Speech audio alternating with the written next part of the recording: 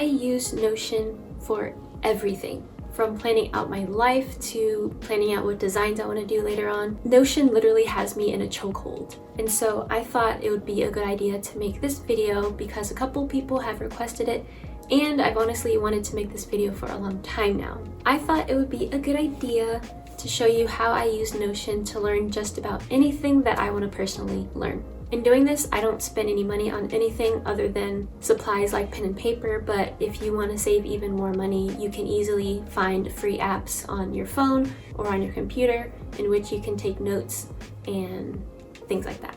All the resources in this video are completely free, and I thought it would be a nice idea to show for people who can't afford to go to college or external lessons that they want to take on a specific topic. We thankfully live in an era where everything is online, and for someone who wants to be self-taught on a specific subject, it's 100% obtainable because of that. Even if you are someone who is in college and you want to find a way to reorganize your lesson plans or extracurricular, go ahead and grab any device, whether it be your computer, your tablet, your phone, make a Notion account, and let's go ahead and get started.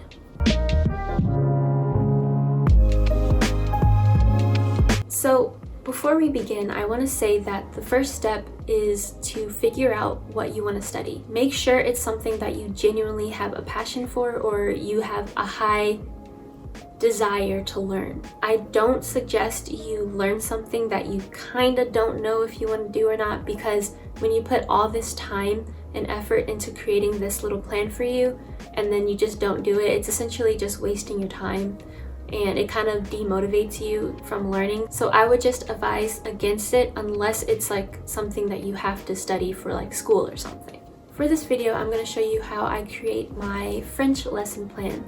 In my last vlog, I stated that I was actually going to learn Arabic, and I was giving it some thought after, and while I still think Arabic is a beautiful language that I do want to learn one day, at this point in time, I don't think it's very useful for me at the moment.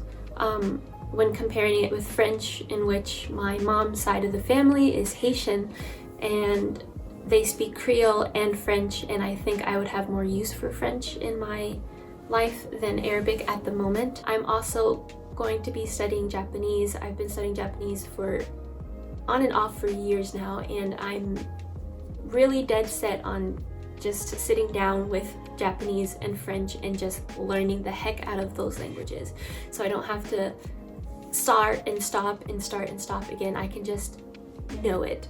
I'm also going to show you the templates I made for music and art, just to show you how broad they are for whatever subjects that you want to learn.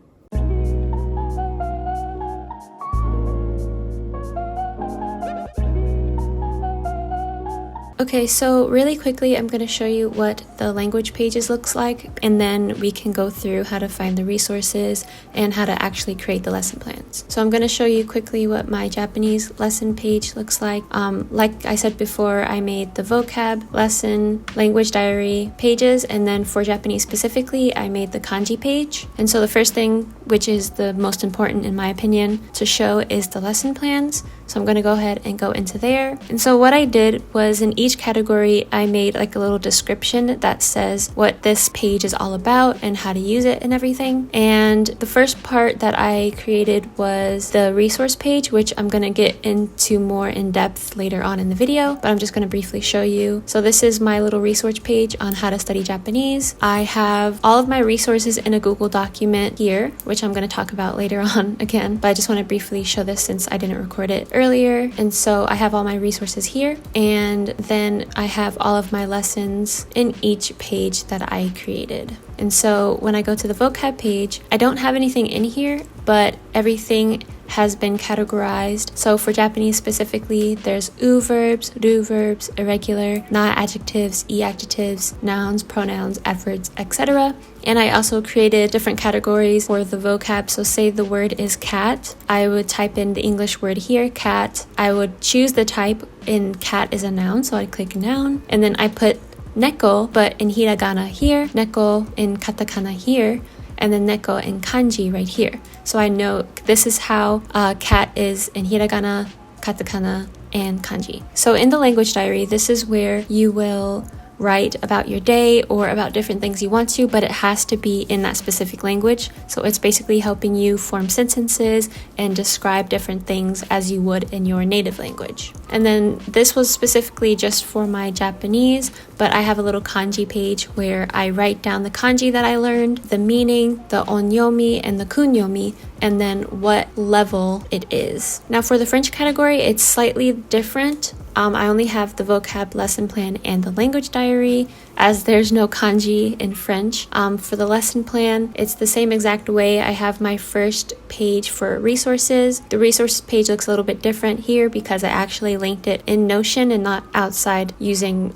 Google Documents. And so right here you can see all of the different resources I added, but I also add those resources in the different lessons, which I'll get into later on. And then the same, I have a vocab page where I write down the word. So this is à plus tard, which means see you later. And I choose the type, like is it a greeting, verb, adjective. And this is heavily in development as I go along. And the same with the language diary here. I have just the different pages where I would write in that language just to describe what's going on in my day-to-day life.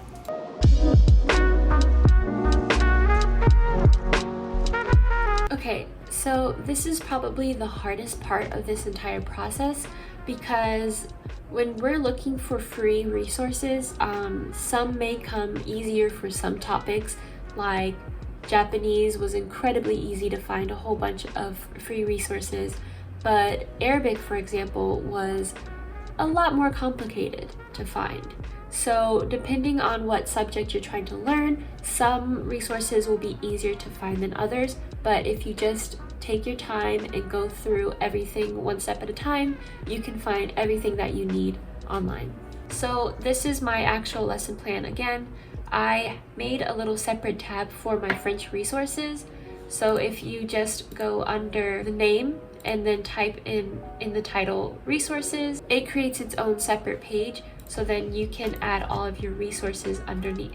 Now, if you can see here, I categorized all the resources that I found under grammar, vocab, video, quiz, etc., etc. In order to do this, all you have to do is type in grammar, for example, click the little menu on the side, and then you can change the background color if you want, and then you can go under turn into and change the heading. Heading 1 is really big, heading 2 is medium, and heading 3 is small. I like it to be big, and then I just hit the space bar until it's centered, and that is how I categorize all of the different subjects. Say you find a resource and you want to add it under this page, type in the resource that you want to do. You can add any name for it you want to, and what you're going to do is do Control A and Control V, and that will automatically paste the link underneath. So then when you click it, it goes to the page that you linked to it. If you're not doing this on a computer, just type in the name, just highlight the word and then click link, and then it says add link, and you can paste the link there, and then the link will be there as well. I'm gonna have this page listed in the description box, so you don't necessarily have to look for the resources if you are studying any of the categories that I have here to show. But in case you are studying something like Spanish or math or fashion, you are gonna have to look for your own. So to look for the resources, I'm just gonna go straight into Google and type learn French for free. If you can tell, I already looked it up. And then just go from there. Feel like, oh, which one am I gonna have to click? Click them all. Just click them all. You never know what you're gonna find.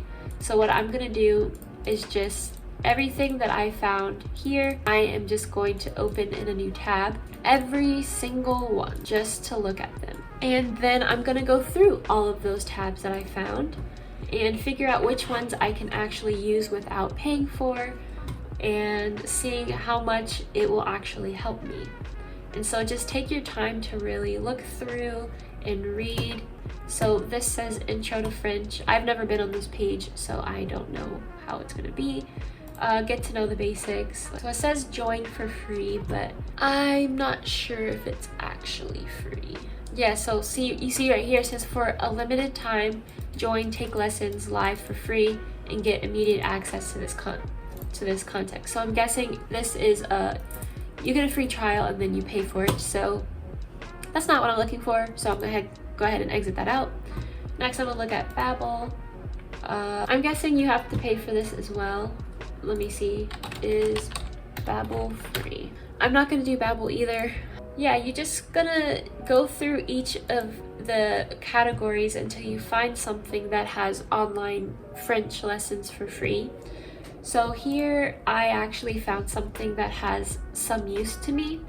It has different categories like counting, question words, telling the time, vocabulary, phrases, etc. And you can just go through them and see how it would work for you. So some of them will be more helpful to me than it would be helpful to you. It just really depends on your studying habits and everything. Like this, I like just to learn some basics, but I prefer things that go more to depth. And I will show you an example in my Japanese course. I made a Google document that has all of the resources that I found. And when I tell you that there are so many Japanese resources for free, I found so much. And I'm gonna share this resource page with you as well. Like, do you see all of this? There's so much for Japanese. And I wanna make something just like this for French. If I did, it's gonna be in the description box if I was able to do something like that. But either way, I'm gonna have everything in a little Google document so it's easy to learn everything. In my Google document, I made sure that it had a description of the resource, so I'm not just fishing through like, oh, which one should I use today? Like, I want to study grammar today, so I'm going to go through, and this says a wonderful YouTube channel with fantastic lessons, feels like a one-on-one tutorial session. And I'm like, okay, that's what I'm feeling like doing today, so I'll go ahead and click it, and then I can go through this wonderful person's Japanese YouTube page that is teaching me how to speak the language. And you can do this for literally anything, but this is just a little example that I showed you. And the best way to get all of this is just to take your time and go through resources. I like to use Google, I like to use Tumblr, I like to use Twitter, YouTube, Instagram. You can even use TikTok. Just go through and see all the different resources that other people post and make something like this and post it for other people to use as well. So once you have all of the resources that you can find readily available to you, you can go ahead and use those to create your actual lesson plans. Another place where you can find free resources is the library. A lot of the times the library has better options than the ones online due to having workbooks you can copy from. Don't put down the library when it comes to resources. You'll never know what cool books you might find that can actually be really helpful.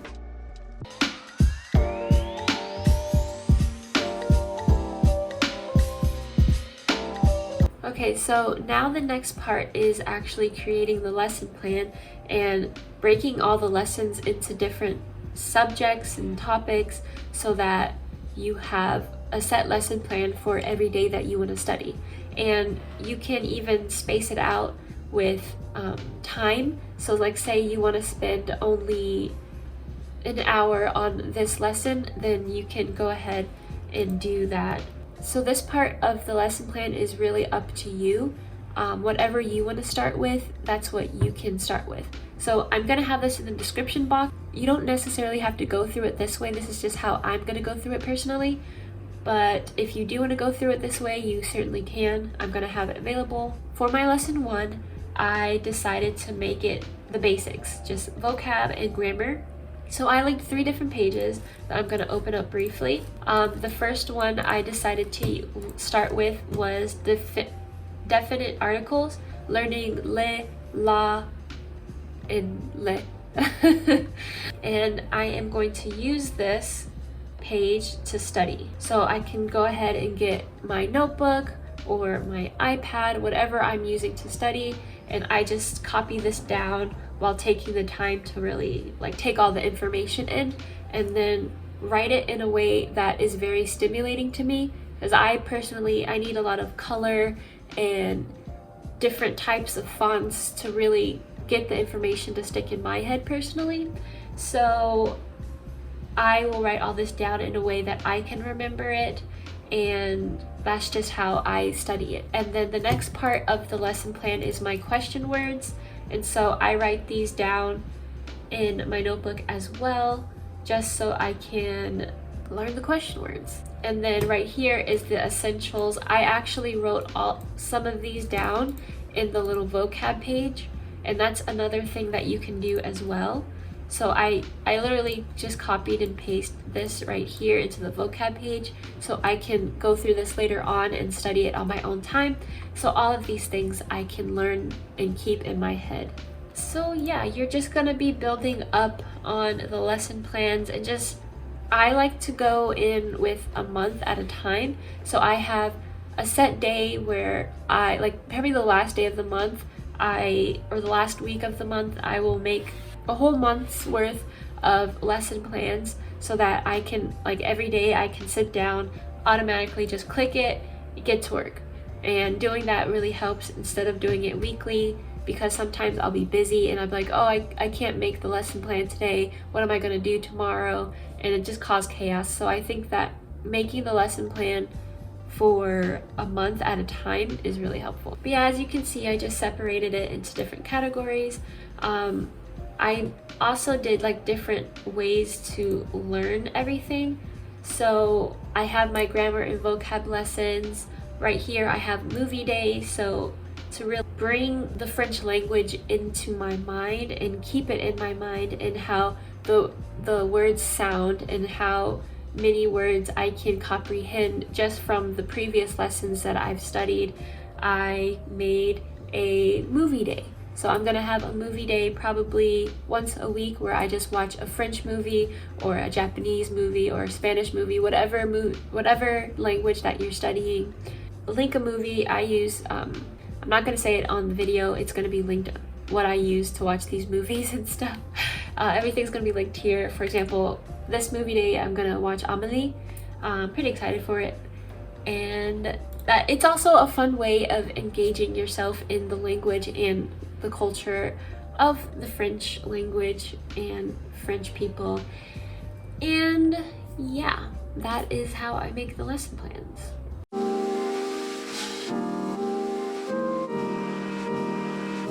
I want to quickly show you all a couple of other class pages that I made that have nothing to do with language, just to show you the versatility in this little this method of self-study. So I'm going to show you my herbology page, my music page, and my art page. So in my herbology page, this is where I wanted to study different herbs for like self-healing and everything. And so in my lesson page, I first made a page for herbal journaling.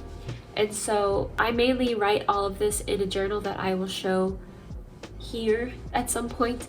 But right here I have like the different things that I wanted to make sure that I had written down in my journal, like the plant name, what it does for healing, medicinal wise, what it does for magic purposes, is it toxic for pets, and I also have right here the different herbs that I wanted to start with. And then in my other categories underneath that, the different lesson plans, I put different links that will educate me on the herbs. So if I click willow, for example, I linked a YouTube channel, and it tells me about the herb and the different characteristics of it and so on and so forth. And I think that's pretty good, especially if I don't have any books or anything. But thankfully I live right next to the library, so I can just go there and get my book. So the next category is music. In my music lessons, I mainly put everything into YouTube lessons. So majority of everything that I study on music has a YouTube video to really help explain everything, and there's so many really nice resources on YouTube. So if I go to the music theory lesson 1, I have 3 different videos linked here, and I also have how long it takes to finish it, because when I was doing this lesson plan, I wanted to do music and Japanese at the same time. So I was like, okay, I have only 1 hour for music and 1 hour for Japanese, but it wasn't a great system for me and I burnt out. That's why I haven't touched it since, but I'm back at it now. So if you can see here, learn music theory in half an hour. It takes me straight to this awesome link where this person, Andrew, teaches you the differences, the things you need to learn about music theory. And it's very, very, very in-depth and detailed, and he does an excellent job, so I recommend that. Everything's in here, as I've said a billion times. And also I put like different images, like for bar chord practice, I have to practice for 1 hour, for example, and here is the bar chords that I just have to go through and practice. I have guitar chords here, guitar chord study, like on Quizlet, it'll teach you, okay, this is the A chord, and you try, like take your guitar, right? And this says B major, so you figure out what your B major is and you're like, did I do it right? I messed up, you know. That's a good way to practice as well. I was also trying to do piano, but I thought it would be a good idea to just learn music theory at its core first and then apply that to piano and guitar. And so that's just what I did for my music page. I also have a syllabus that I created, like every week this is what I'll be studying. You can do that if you want to go more in depth. I recommend it personally to make it give it more like a college, high school type of feel.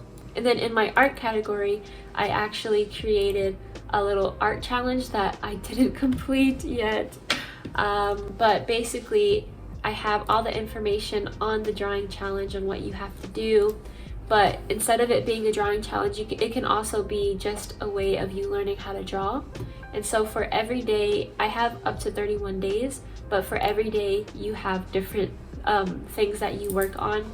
So this day one is learning how to draw a face. So I added this awesome person's video on how she draws faces and how she learns and studies faces. And I think that's a good way to really learn art. And I also make sure to do recaps, so you're really going into depth with your skill. You're not just learning how to draw a face and then never going back again. You're actually having to go back to faces and practice and practice and practice, because that's one of the most important things when it comes to learning how to draw and art, is that you keep going into practice and developing your skills. So those are just the different categories that I have available. You can learn anything that you want to learn. I promise you can. I mean, there are things that you probably get more in depth from if you actually go to school, but this is a good resource for people that can't or don't have the funds to do so, or if you just want to get some extra studying in. So I hope that all of this is helpful for you. It's very helpful for me, and I've been wanting to share this for a long time now, but I didn't know how to go about it. But it's finally here. I hope it went into as depth as possible. If you have any questions, let me know.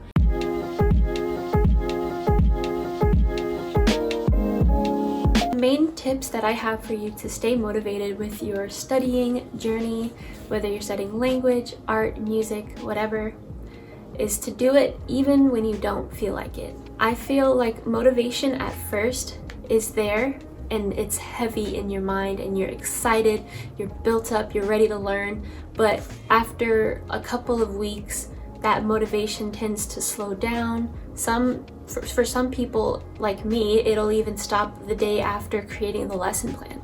So you have to really get yourself up, even if you don't want to. Sit down in a specific area in which you're going to learn and make yourself learn and work for what you said you wanted to do in the first place. Don't do it to the point where you'll burn yourself out, but do it to have like a little balance to it. Like, find a place where you know, like, okay, I'm tired and I'd rather watch a movie, but when you think, okay, will the future me be happy that I watched this movie, or will the future me be happy that I got this lesson plan done and then watched the movie? So just try and find like that little balance of pushing yourself, but not pushing yourself so hard that you burn out and then you just stop completely, because that's happened to me way too many times and I'm sick of it.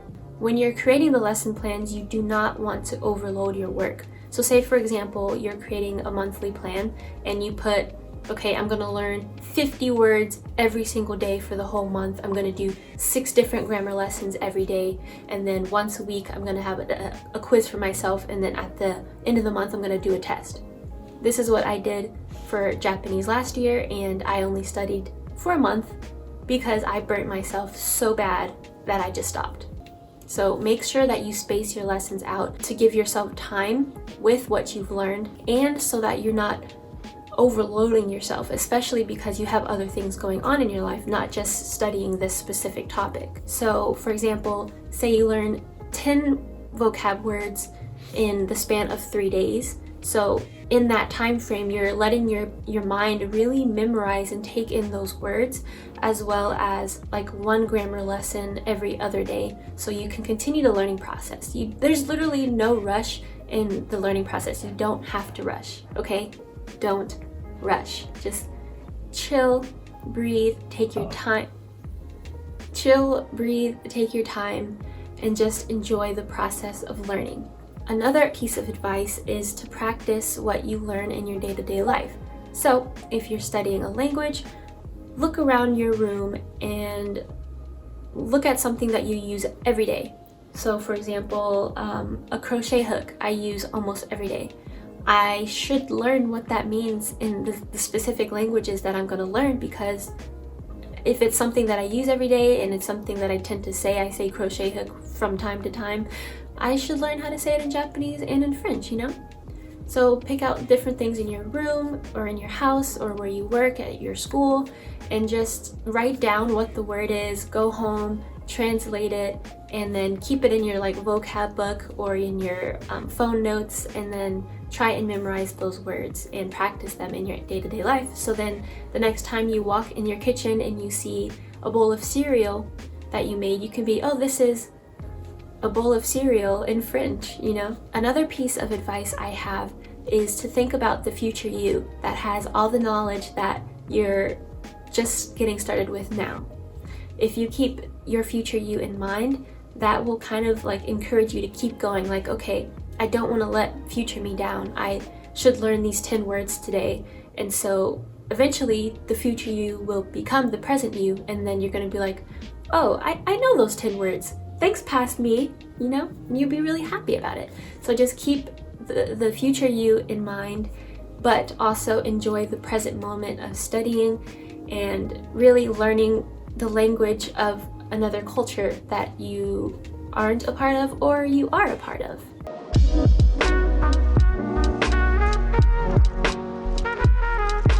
So I want to briefly go over what materials that I use personally. Like I said in the intro, all you need is a pen and paper or even just a free notes app on your phone or tablet, but I still want to show you what I use since I love these materials and they help me a lot as a visual learner. You don't have to get these exact materials, and I'll link cheaper alternatives if any are available. For a notebook, I love the Kokyo campus notebooks. The paper is smooth to write on, and I love how the notebook lays flat on the table. I purchased it in a bundle with 5 notebooks, and I've been using each for my studies. If you don't like writing on physical paper or just prefer digital, there's a free app called Note that you can easily take notes on. There's tons of options in terms of templates, pens, and decor you can use to write your notes exactly how you'd like them to look. Speaking of writing, here are my favorite pens. I absolutely love using the Sarasa Mark On 0.5 pen. It's incredibly smooth, has little to no smearing, and is overall just my favorite. Another I love is the Pilot Juice 0.38 pens. Both pens come in a variety of colors, but I think the Pilot Juice has more color options. To highlight, I use the Mildliners, which have beautiful color options. I use the Sakura Micron Pigma pens for headers and color changes, and this Furunosuke calligraphy pen for headers. Also, a regular mechanical pencil and Sharpies on occasion. Hi, good morning. Right now it's almost 8 o'clock, and I thought it would make sense to add like a little studying vlog in here. I already did my first lesson a couple days ago, and I actually woke up early today before I had to go to work or anything, so I thought now's the perfect time to study again. I'm gonna be doing my French first and then Japanese, and I thought it would be good to take you along. So I want to go ahead and get into it. So let's just get into it. The first thing I do is gather my materials. I like to have everything already close by so I don't have to go digging for it later on or anything.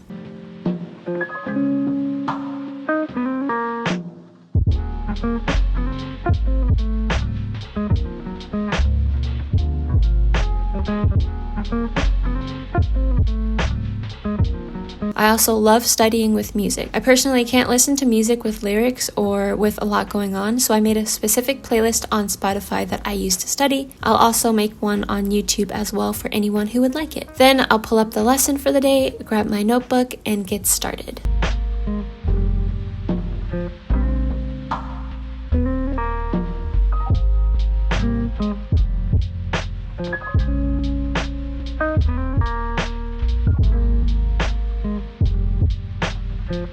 Make sure you eat breakfast because 20 minutes in, I was only thinking about the leftover bibimbap I had in the fridge, so I ate some of that and then got back to work.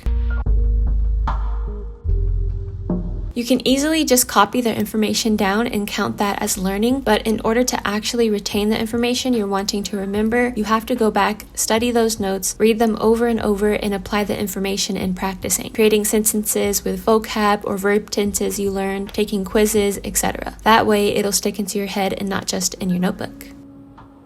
When does the train leave? Où sont les toilettes? Où sont les toilettes? Comment êtes-vous venu? Comment êtes-vous venu? Pourquoi? Okay, so I finished the French that I'm gonna be doing today, and right now it's 9:04. I'm gonna take a little break until 9:15, and then I'm gonna switch over to Nihongo. So let's get it. I studied French from 8 a.m. to 9 a.m. and then took a small break before going straight into Japanese from 9:15 to 10:15. Because I have tons of Japanese notes I've copied down from literally 2015 to now, I decided to use that to start my lessons up again since it just made sense to go back and review the material I've forgotten. So I just wanted to quickly show you the different notes that I have for Japanese. And after going through it like this, I realized that for grammar at least, I don't have to write down anything for a while. I just need to review this notebook that I already created because there is a ton of information in here. And maybe once I really go into depth with all of these pages, then I can get back to writing more. But as of right now, I'm gonna be on te form for quite a little bit. Otera, koen, supa, depato, basutei, byoin, hotel, machi, honya, restaurant, kino, saki,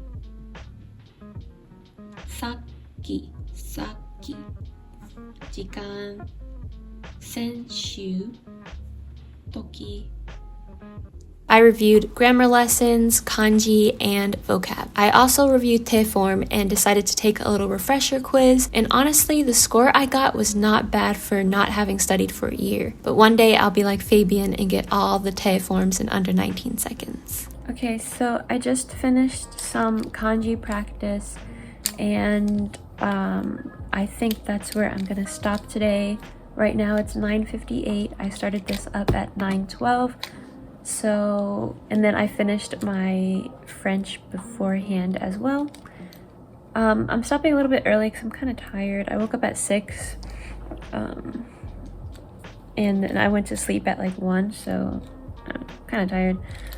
But yeah, I'm probably gonna work on this more tonight. Probably make some flashcards for the French words that I learned, and I'm also gonna review the French grammar that I just wrote in my notebook today, as well as review some more of the kanji that I wrote down, as well as some Japanese words, and continue taking te form quizzes until it starts to rewrap itself around my mind. But with that, I'm going to end this video here. Thank you so much for watching. I hope everything in this video was helpful for you. If you have any questions, let me know down in the comments below. And I hope you have a great day or night. I will see you in the next video. Bye!